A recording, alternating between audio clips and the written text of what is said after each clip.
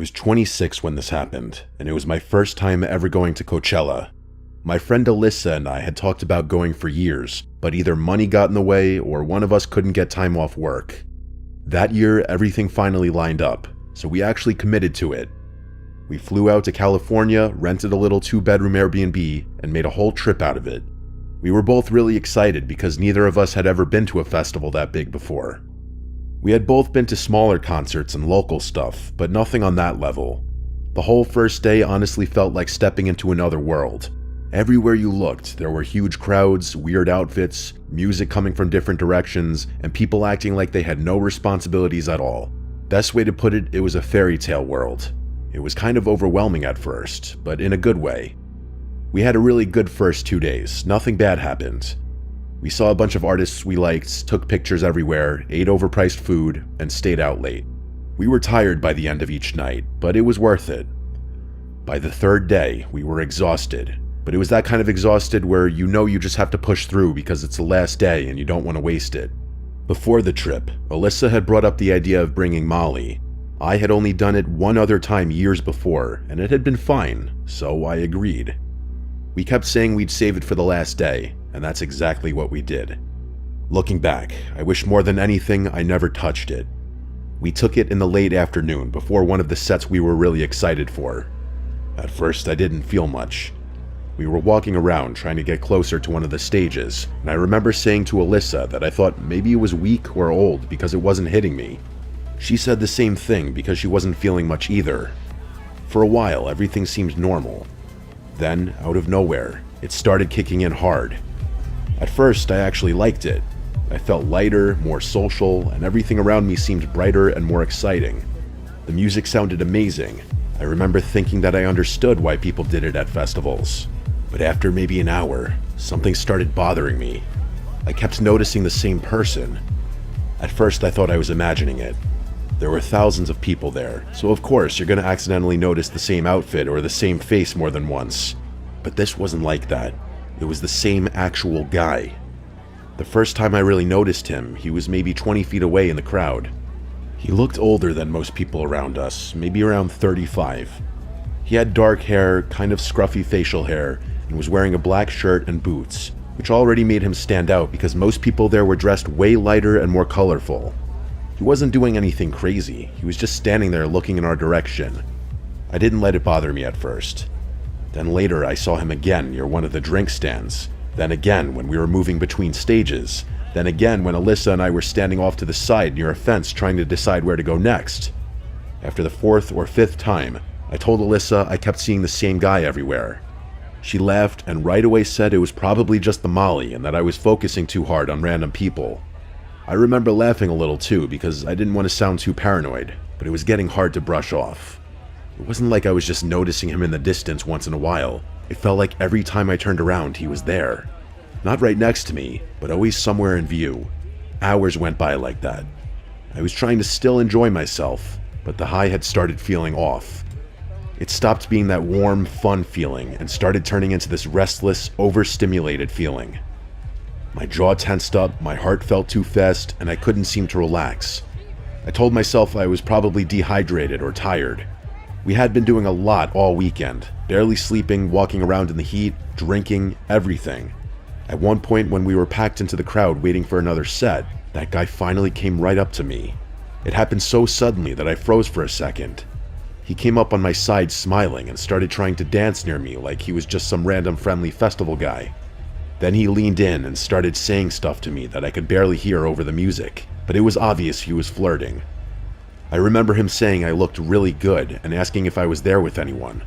I told him I was there with my friend and tried to be polite about it because I didn't want to set him off or make a scene.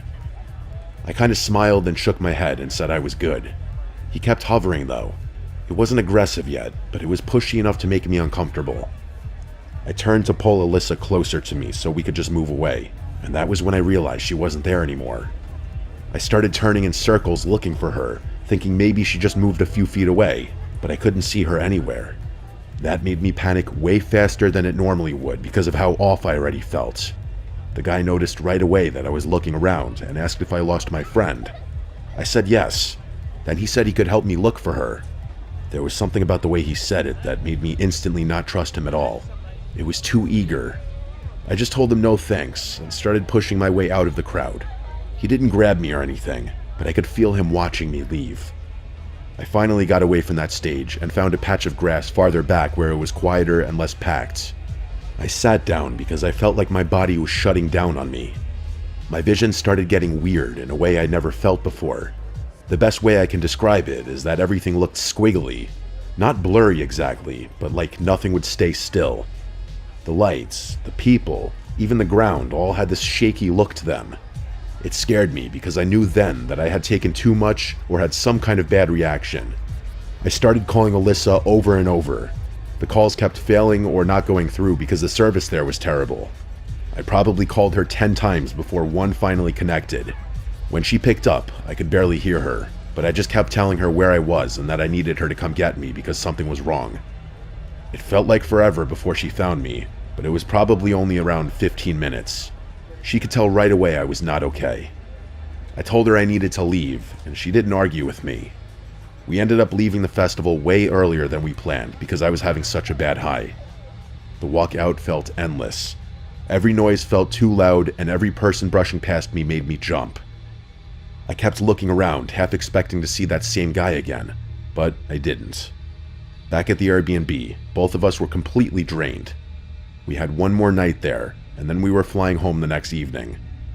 Alyssa started talking about packing some of her stuff up that night so she wouldn't have to do it in the morning, but I told her I'd do mine tomorrow. I just wanted to lay down.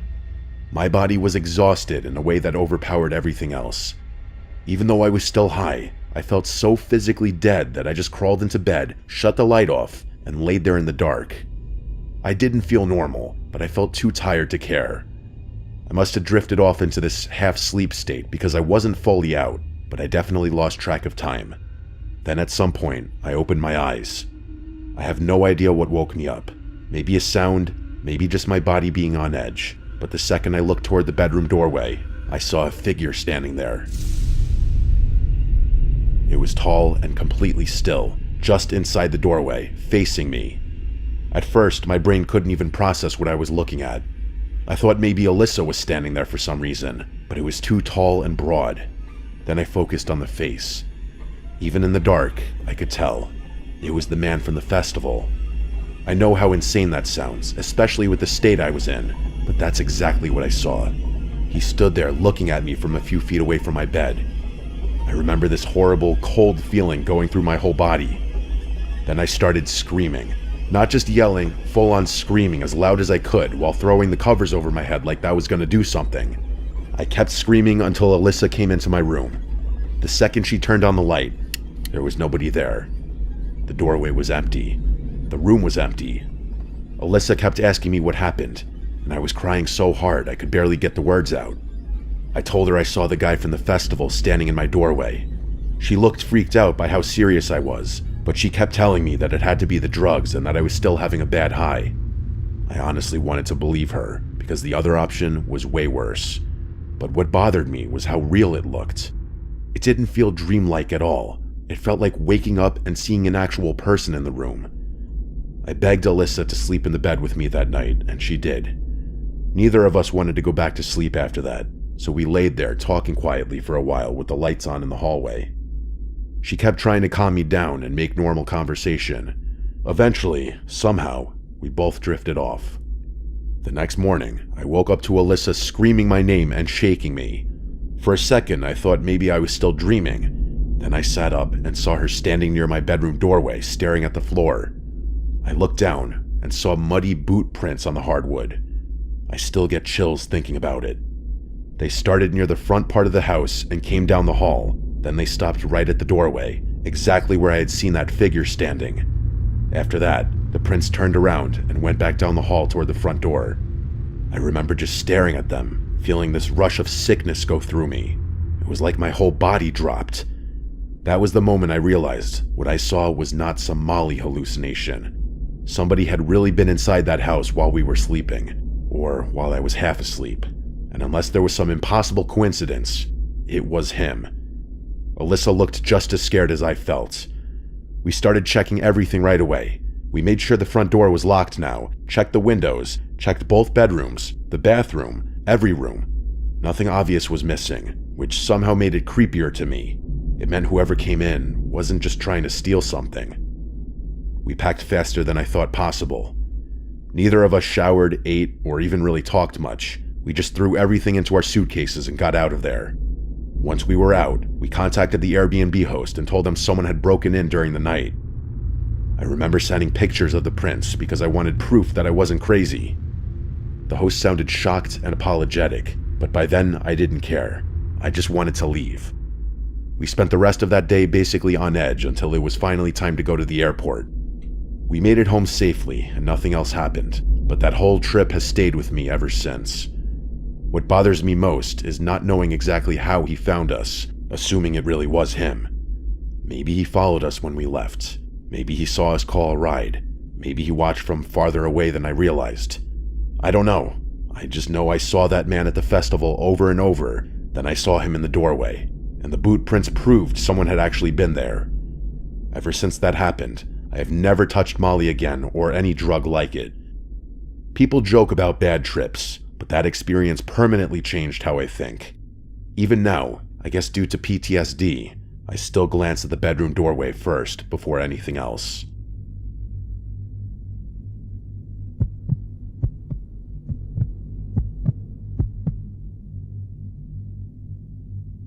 Over the summer, my girlfriend from college, Valentina, invited me to come visit her family.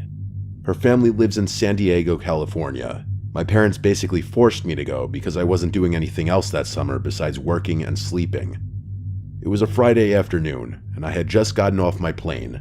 The flight felt like forever since I was flying across the country. I got a text from Valentina telling me to come outside so she could pick me up. She and her dad came to pick me up in an old Toyota. I don't remember much from the car ride to her beach house, though. We pulled up to a beautiful villa on the beach. Valentina's dad helped me get my suitcase out and escorted me to my room. My room was on the lower level, separated from everyone else upstairs. For a guest room, however, it had a great view of the beach. I could also see the side stairs that led to the front door on the second floor. I unpacked my clothes and toiletries, trying to get settled into my room. Then I heard knocking on my door. It was Valentina. She wanted me to meet her siblings, but I'm not going to talk about them much as they're irrelevant to the story. However, she introduced me to her mom. Her mom was a nice older woman. She made me feel welcomed. Valentina ended the conversation when she said she was taking me to the beach. She went upstairs to change. I went to my room to do the same. We got on the beach and the sun was setting. She told me it's a great time to take some pictures for my Instagram. Being the nice and helpful person I am, I agreed I would take her pictures. The beach was crowded, so I knew this would be difficult. I probably took 100 pictures before she was finally satisfied. I looked back at the pictures, and something was off about them. I noticed a man in the background of every picture, sometimes staring at Valentina from behind or staring at me. I looked at the general direction he was standing in the most recent picture, but he was gone. I muttered to myself, what the f***? I tried telling Valentina, but she just shrugged it off. I started to feel very paranoid. I always had the fear of someone stalking me. I knew I had to be a man and hide this fear. Later, Valentina and I went back out to the beach. It was around midnight, and one of her best friends was having a bonfire. We walked down to the beach to the gathering. After being a social butterfly for a while, my boss called me. He was pretty chill, so I told him about my trip and when I would be back. As I was talking to him, I saw a black figure on the beach, just staring at me. I pretended not to see him and just turned the other direction. I guess my boss noticed my sudden pause because he asked, "Are you okay?" I responded quickly saying, "Yeah, I was just a little surprised by what I just saw." He didn't question it and immediately got back on topic. The party started to die down. People were finishing up their drinks and getting into their Ubers. I asked Valentina's best friend, who was sober, if she could drive us home. She agreed to take us home since we were a 2-minute drive away. In the car, Valentina asked me, why didn't we just walk back on the beach? I was debating whether I should tell her the truth or if I should just make something up. I told her, "You're absolutely plastered right now. There's no way you're walking." She rolled her eyes. We got home and I helped her upstairs because I needed her to be quiet. I slept in her room that night because I didn't feel safe being alone downstairs near the beach. The next day came. I woke up with a feeling of having to throw up. I stayed in bed all day.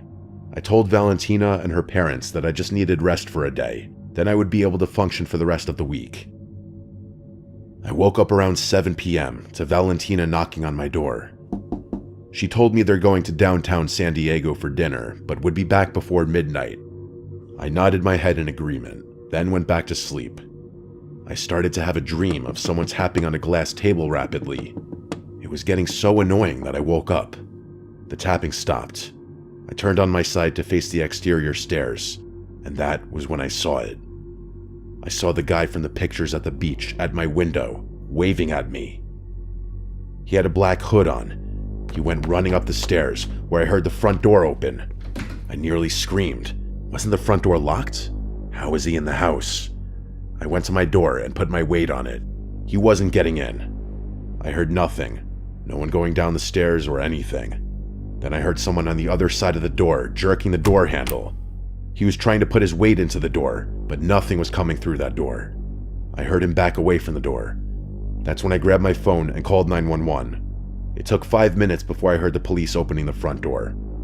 I decided it was safe to leave my room, and I booked it upstairs. But of course, the creep had left long before the cops showed up. Shortly behind the cops, Valentina's family showed up worried. They asked me if I was okay, but that wasn't what was important. I needed to make sure he didn't take or do anything.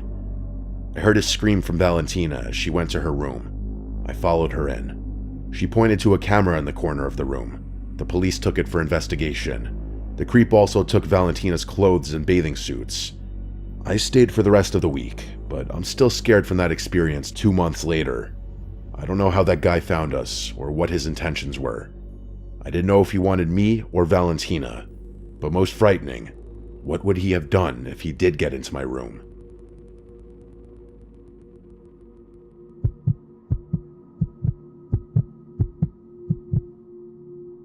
My girlfriend and I took a trip to Palm Springs last year because we both needed a break from work and just wanted somewhere quiet where we could sit by a pool and relax.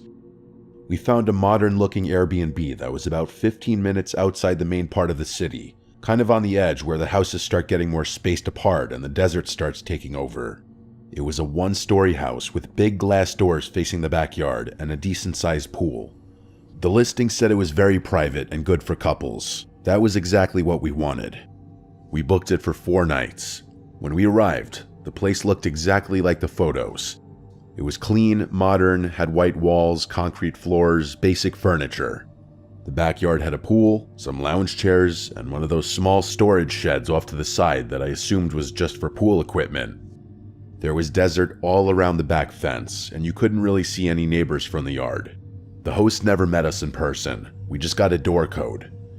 Everything felt normal the first day. We went out to dinner, came back, watched TV, and went to sleep. The first weird thing happened the first night, but it was small. Around maybe 1 or 2 in the morning, I woke up because I thought I heard something outside. It sounded like maybe a light thump or something hitting the side of the house. I just assumed it was the house settling or maybe wind.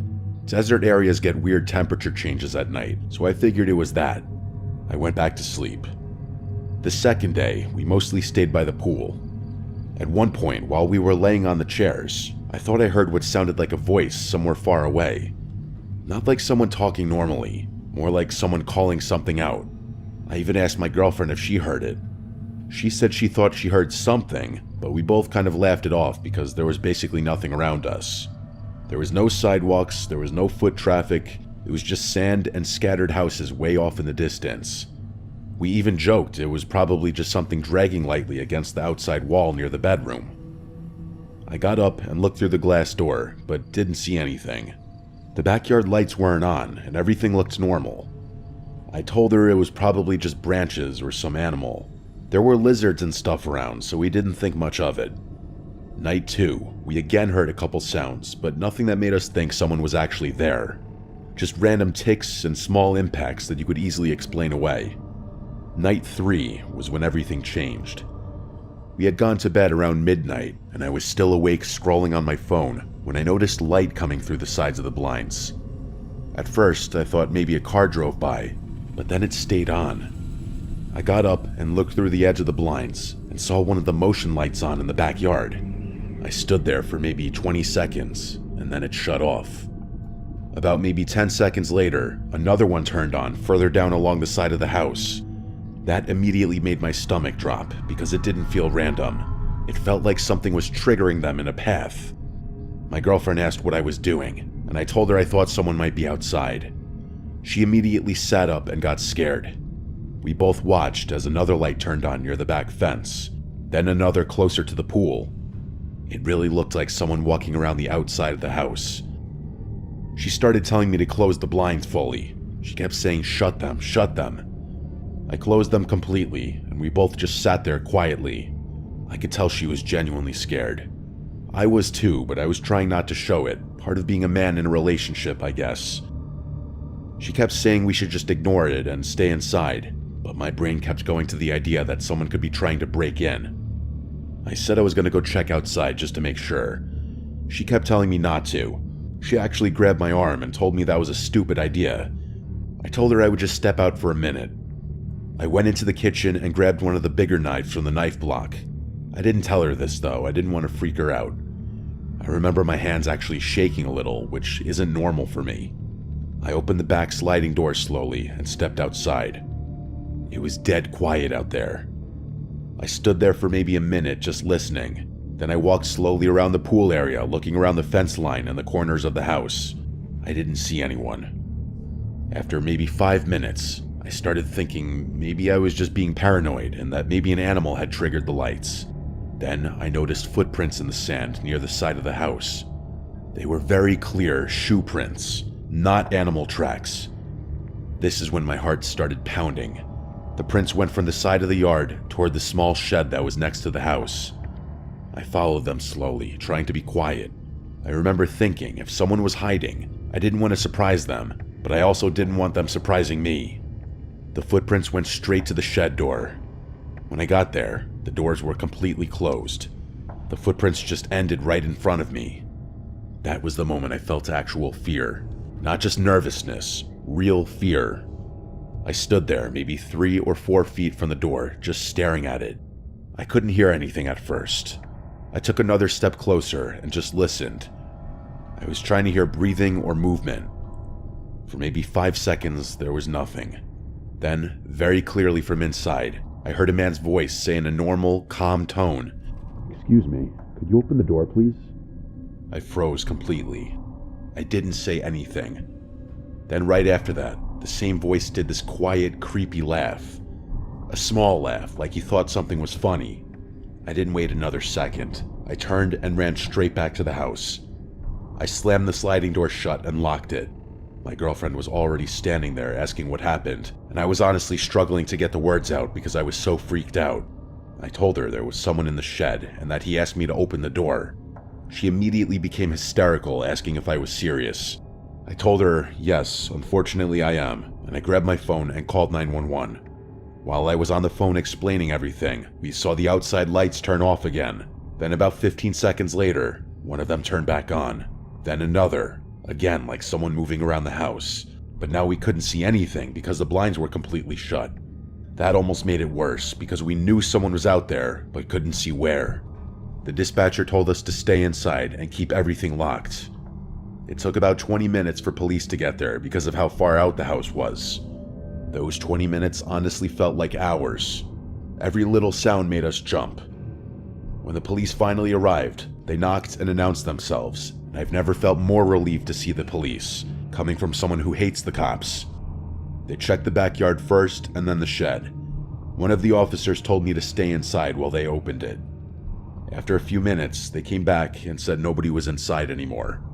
They asked me a bunch of questions about what exactly I heard and saw. I told them everything, including the voice and the footprints.